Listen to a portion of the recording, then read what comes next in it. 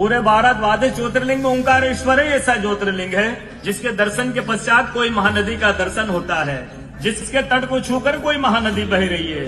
आप काशी जाएंगे गंगा जी दूर है, आप उज्जैन जाएंगे क्षिप्रा जी दूर है, आप सोमनाथ जाएंगे समुद्र है, लेकिन ओंकारेश्वर ही ऐसा ज्योतिर्लिंग है जिसके दर्शन के पश्चात कोई महानदी का दर्शन होता है। वो महानदी है रुद्रदेहाय विद्महे मैं कलकन्याज धीमहि तन्नो नर्मदा प्रचोदयात्। भगवान शंकर की देह से पसीने के बूंद से निकली है माँ नर्मदा। भारतवर्ष में जितनी नदियां हैं सब उत्तर दक्षिण, दक्षिण उत्तर की ओर बहती है, लेकिन माँ नर्मदा उदय से अस्त की ओर बहती है, पूरब से पश्चिम की ओर बहती है। भारतवर्ष में जितनी नदियां हैं उसमें नर्मदा ही नदी ऐसी है जिनके जितने कंकर हैं सब शंकर है। नर्मदा पुराण में ये भी कहा गया है कि नर्मदा जल के स्पर्श होने से जो शिवलिंग निकलता है उसको डायरेक्ट ले जाके पूजा कीजिए, उनको प्रतिष्ठा की आवश्यकता नहीं है। नर्मदा जल स्पर्श होने से वो स्वयं प्रतिष्ठित हो जाते हैं। अयोध्या में राम लला जी की जब स्थापना की गई थी तो नर्मदा का 2.5 फीट का नर्मदा का शिवलिंग राम जी के साथ अयोध्या में स्थापित किया गया था।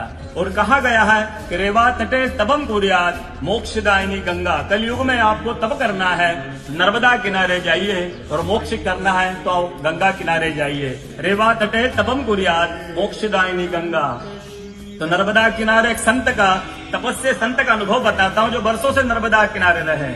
जब वो देखते हैं सुबह 3 से 4 बजे ब्रह्म मुहूर्त में एक कोई माई आती है, नर्मदा स्नान करके लौट जाती है। संतों को जिज्ञासा हुई कि मैं वर्षों से इस माँ को देख रहा हूँ, नर्मदा स्नान करके लौट जाती है।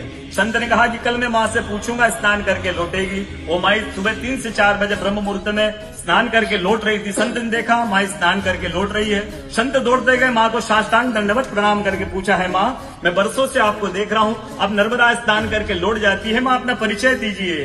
तो माँ अपना परिचय देती है, मैं गंगा हूँ, कलयुग में शुद्धिकरण के लिए नर्मदा स्नान करने के लिए आती हूँ। बोलो गंगा मैया की जय, नर्मदा मैया की जय, ओंकारेश्वर भगवान की जय, आज के कथा के आनंद की जय, भक्त और भगवान की जय।